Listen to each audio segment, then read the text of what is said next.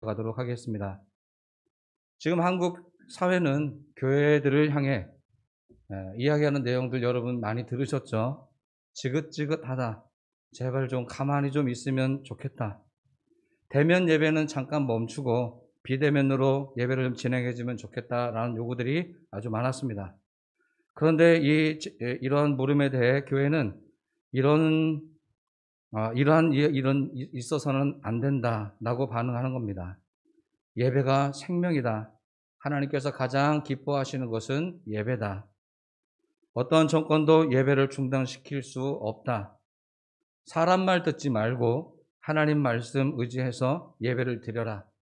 등등의 논리를 대면서 대면 예배를 강행했고, 결국 이러한 대면 예배 강행으로 인해서 교회는 사회로부터 불신의 대상이 되어버렸습니다. 어떻게 회복할 수 없을 정도로 처참하게 교회가 이렇게 불신의 대상이 되어버린 현실입니다. 이웃을 바라보지 못하고 저 하늘에 계신 하나님만 바라보며 예배하는 교회, 저는 이 교회가 해로운 교회라고 생각합니다. 어떻게 한쪽만 바라보면서 예배를 진행할 수 있습니까? 왜 지금까지 해왔던 방식만 옳다고 주장하는 것입니까? 지금까지 괜찮았다고 앞으로 계속 괜찮은 것이 아닙니다. 제가 요즘 들어서 계속 말씀드리고 있는 것처럼 하나님과 진리 되신 말씀 외에 저와 여러분은 계속 변화될 수 있어야 됩니다. 이것은 각 개인만이 아니라 교회도 그렇게 될 때 칭찬받는 교회, 건강한 교회로 나갈 것입니다. 마태복음 16장에 보시면 예수님께서 제자들에게 세 번째 죽음에 대한 예고를 하십니다. 이미 앞서 두 번에 걸쳐서 나는 이렇게 죽는다라고 두 번 말씀하셨을 때는 어느 누구도 나서서 정말인가요? 라고 하는, 아니면 반대로 안 됩니다 라고 말하던 이런 내용들이 없었습니다. 그런데 이 세 번째 예고를 마치고 난 이후에 베드로가 예수님을 붙들고, 여러분 본문에 보시면 항변을 합니다. 부드럽게 번역을 해서 그렇죠. 실제 단어로 표현해 보면 꾸짖었다는 내용입니다. 나무랬다는 내용입니다. 베드로가 말한 내용은 이것입니다. 주님, 그렇게 하지 마십시오. 이런 일은 절대로 있어서는 안 됩니다. 라고 말하며 예수님을 꾸짖었던 것입니다. 어떻게 제자가 스승을 꾸짖는단 말입니까? 있을 수 없는 일입니다. 그럼에도 불구하고 베드로가 당당하게 예수님 앞에 요구할 수 있었던 것은 이것이 하나님의 뜻입니다 라고 하는 명분이 있었기 때문입니다. 어떻게 하나님의 아들이 인간들의 손에 의해서 죽을 수 있단 말입니까? 다른 건 몰라도 이런 일은 있어서는 안 됩니다. 이것이 베드로의 생각이었습니다. 마치 예수님을 잘 위하고 있는 것처럼 다른 사람은 아무 말 하지 않을 때 나는 당신을 위하고 있습니다. 당신을 보호하겠습니다. 그런데 어찌된 일인지 예수님께서는 이렇게 말하고 있는 베드로에게 이렇게 외칩니다.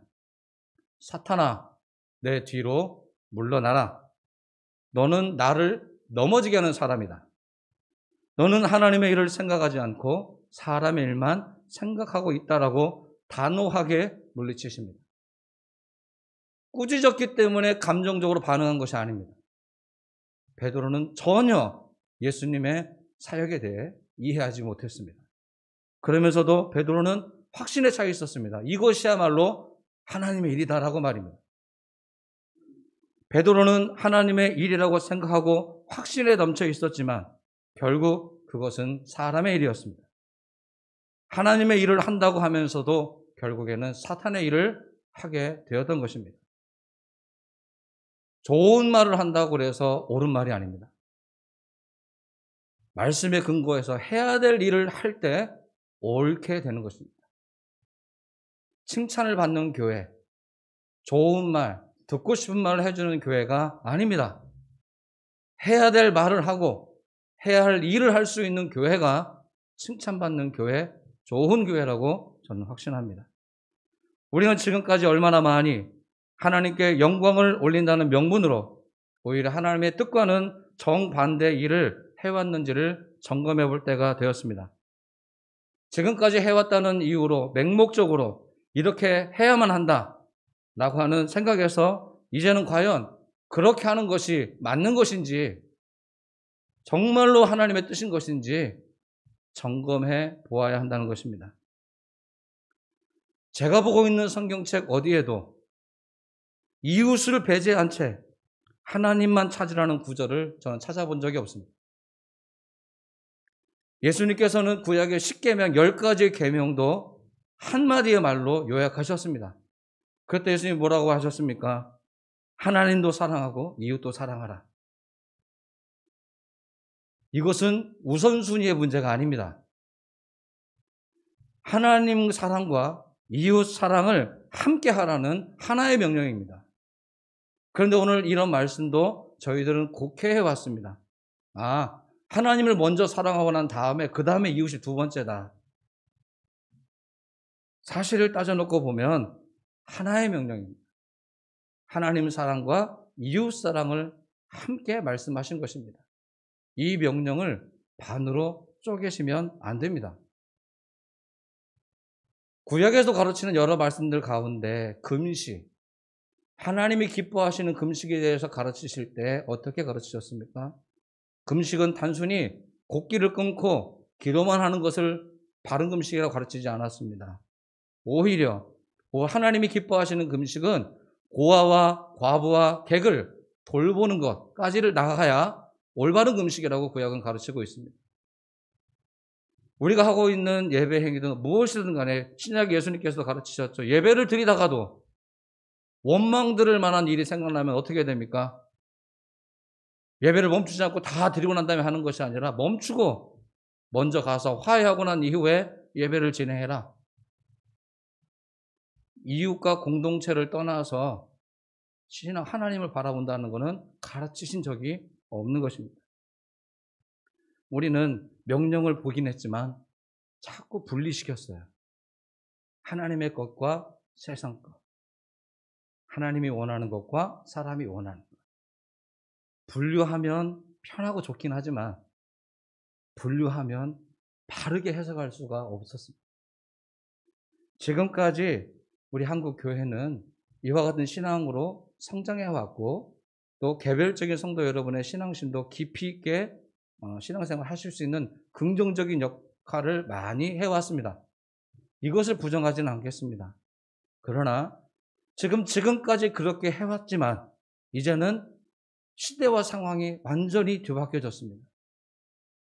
과거의 그 방식만을 고수하고 가다가는 이제는 정말로 사회로부터 외면당하고 하나님께로부터도 마치 사대교회와 같이 아무것도 없는 그런 교회라는 책망을 들을 수밖에 없다고 하는 것입니다. 오늘 우리들은 하나님의 이제 이 바뀌어진 상황과 시대 속에서 어떻게 하나님이 기뻐하시는 교회로 또 사람들로게 칭찬받는 교회로 나아갈 수 있을까? 이거는 밖에 외부적인 요소가 아니라 우리들의 변화에 담겨져 있다, 달라져 있다고 생각을 합니다. 여러분, 아플 때 아픔을 느끼는 것이 정상적인 것입니다. 예수님께서 이웃을 어떻게 사랑하라 할까라고 하셨을 때 내 몸과 같이 사랑하라고 그랬습니다. 여러분 아시죠? 그렇게 들으셨죠? 내 몸은 아프면 아픔을 느낍니다. 그런데 이웃이 아프면 안 아파요. 이웃이 고통스러우면 나는 괜찮아요. 그러면 어떤 문제가 생깁니까?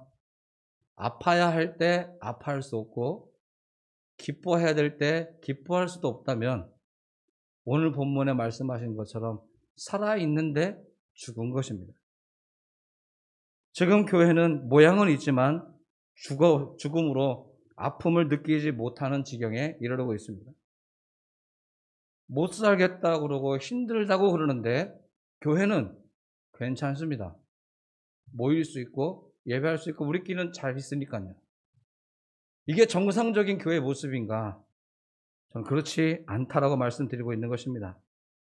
지금 나에게 이상이 없어서 괜찮은 것이 아니라 주변이 불편하고 아프면 같이 공감할 수 있는 교회가 정상적인 교회라고 여러분께 말씀드리는 것입니다. 왜 사대교회가 하나님께로부터 칭찬 한마디 듣지 못하는 교회가 되었습니까? 이 교회는 세워질 때부터 칭찬받지 못한 교회였습니까? 그러지 않습니다. 교회가 세워진다고 하는 것은 대단한 일입니다.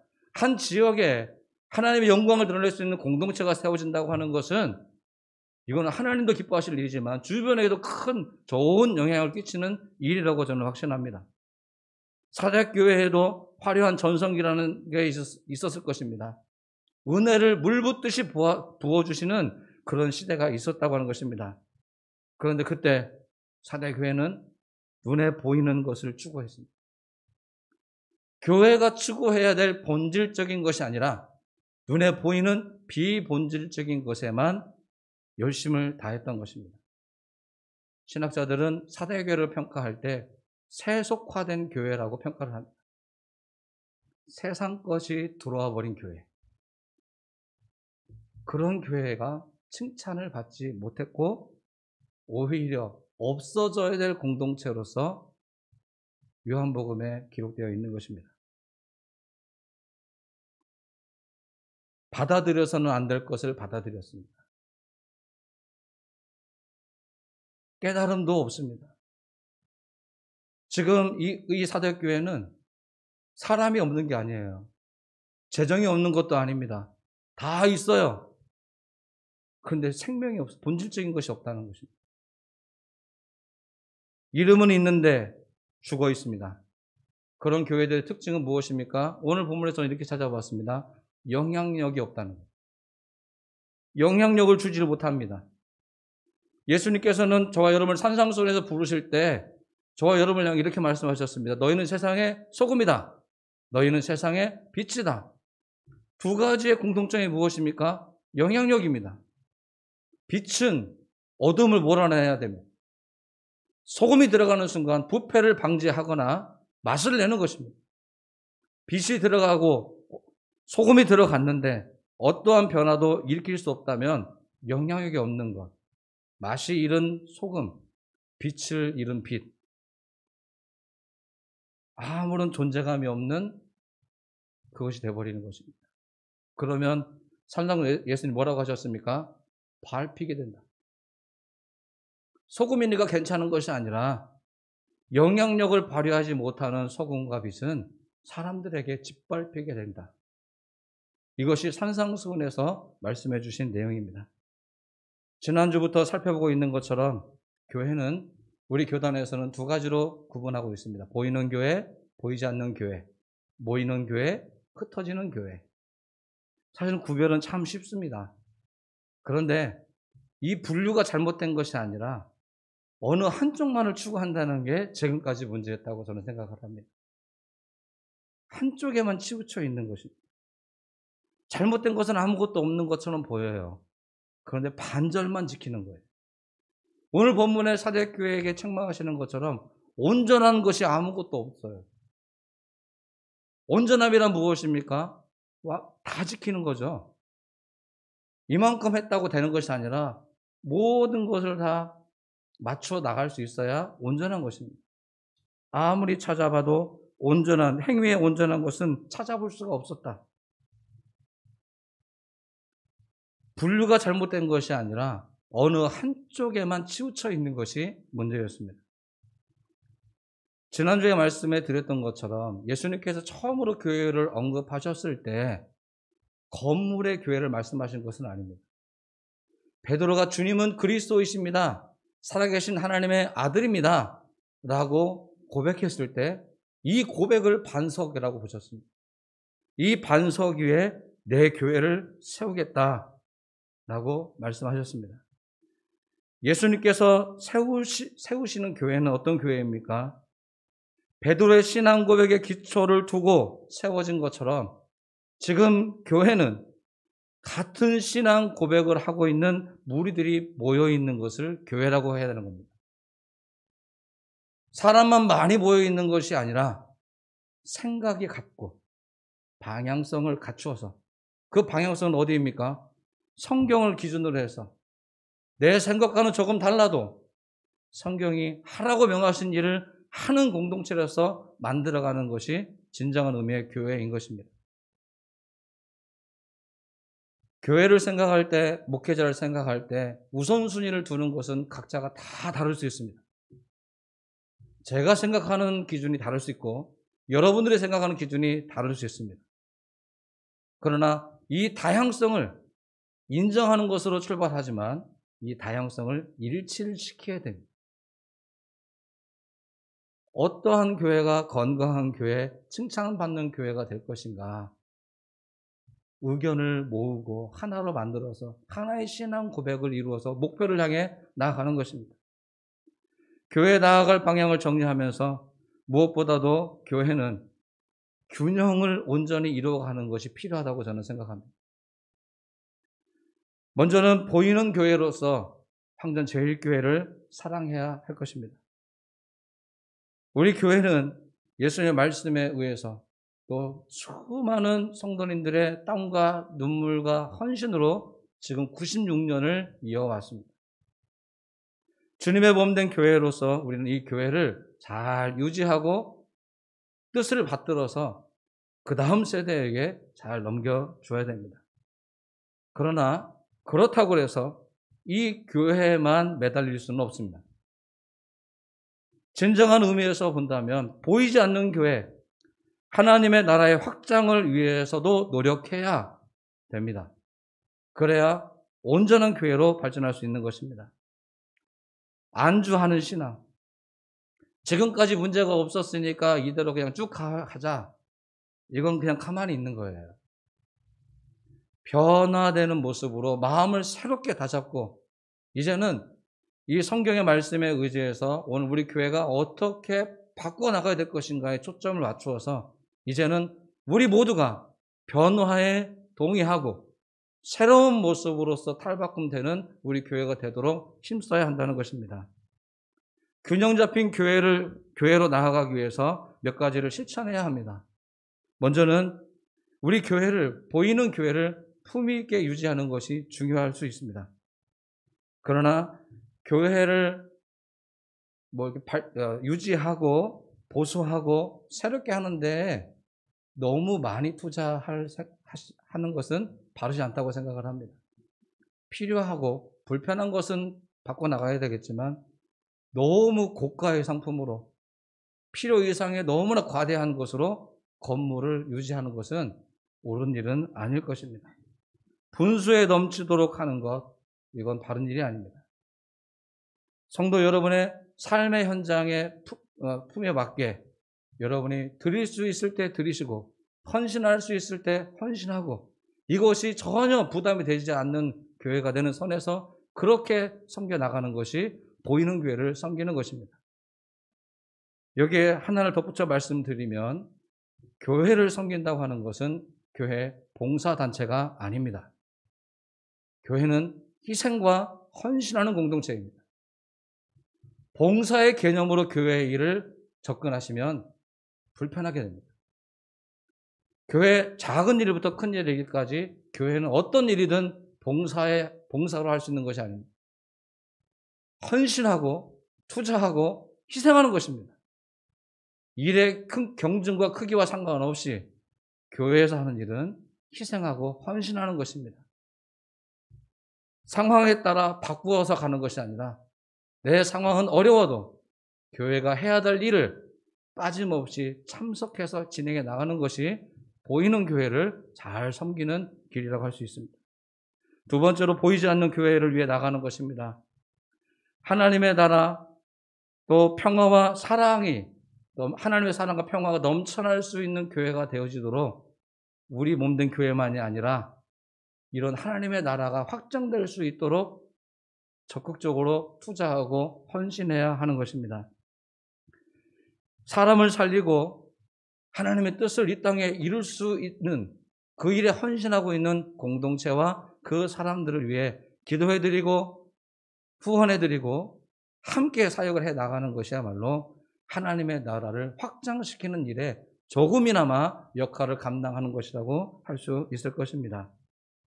제가 우리 항전제일교회 부임한 지 이제 만 3년이 되어 갑니다. 3년 동안 저는 우리 시스템을 맞추고 교인 한 분 한 분과 소통하고 여러분에게 집중해서 3년을 시간을 보냈습니다. 그러나 이제부터는 이제 그런 시간을 보내지 않겠다는 것이 아니라 이제 여러분도 이 담임 목사의 뜻을 좀 맞추어 주셔서 이제는 내 눈앞에 있는 보이는 것만을 위해서가 아니라 하나님의 나라와 진정한 뜻을 위해서 과감하게 헌신하고 투자해 나가는데 여러분 함께 협력해 주시고 기도해 주시고 후원해 주시기를 부탁드리는 것입니다. 예수님은 오늘 우리에게 말씀하고 계십니다. 내가 여기에 나의 교회를 세우겠다. 이 말씀을 베드로도 들었고 오늘 저와 여러분도 듣는 것입니다. 이 주님의 음성에 어떻게 응답해야 되겠습니까? 내가 원하는 교회를 세우는 것이 아니라 예수님이 이 땅에 세우시기를 원하시는 바로 그 교회를 세워 나가야 되지 않겠습니까? 교회는 우리의 신앙생활의 중심입니다.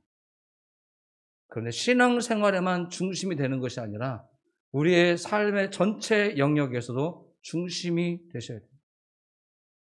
일주일에 한 번 나오셔서 은혜 받고 사회로 돌아가는 것이 아니라 교회의 모습과 삶에서의 모습도 일치를 이루어서 하나님이 함께 하시는 우리의 삶이 되어지도록 바꾸어가는 것입니다. 우리는 하나님 없이는 아무것도 할 수 없다. 하나님이 도와주신다. 우리가 지금까지 지켜왔던 이 신앙을 개인적 신앙을 유지하는 데 쓰는 것이 아니라 이제는 이 지역사회와 어떻게 하면 하나님의 나라와 영광을 위해서 헌신할 수 있을 것인가 깊이 고민해보고 발전시켜 나가야 할 것입니다. 이름만 남겨놓고 아무것도 찾아볼 길이 없는 사대교회처럼 나갈 것인가? 아니면 나는 역사 속에서 사라진다 할지라도 우리 교회는 이 땅의 소금과 빛으로서의 사명을 꾸준히 지켜나갈 수 있는 교회를 정착시키고 만들어갈 것인가? 오늘 저와 여러분이 함께 기도해보고 헌신해야 될 일이라고 생각되어집니다. 사랑하는 성도 여러분, 오늘 우리가 사람들에게만 칭찬받자고 이렇게 하는 것이 아닙니다. 좋은 말만 하자는 것이 아닙니다. 해야 할 일을 이제는 우리만이 아니라 모든 교회들이 함께 동참할 수 있도록 이제는 바뀌어야 될 때라고 저는 확신합니다. 이제 우리 교회가 무너진 권위가 다시 세워지고 하나님의 이름으로 나아갈 때 다시 한번 놀라운 일들이 벌어지는 영향력을 끼칠 수 있는 그런 교회가 그리고 여러분이 될 수 있게 되길 바랍니다. 여러분은 예배 드리고 흩어지는 그 순간 여러분이 교회가 되십니다. 여러분의 말 한마디와 여러분의 행동 하나하나가 교회가 됩니다. 여러분 개인을 욕하는 것이 아니라 교회를 그리고 하나님을 칭찬하기도 하고 욕하기도 하는 것입니다. 여러분이 가시는 그 삶의 현장이 곧 교회입니다. 그런 마음을 가지고 오늘 우리가 주일만이 아니라 나머지 6일의 삶도 온전한 삶으로 살아갈 수 있게 되기를 바랍니다.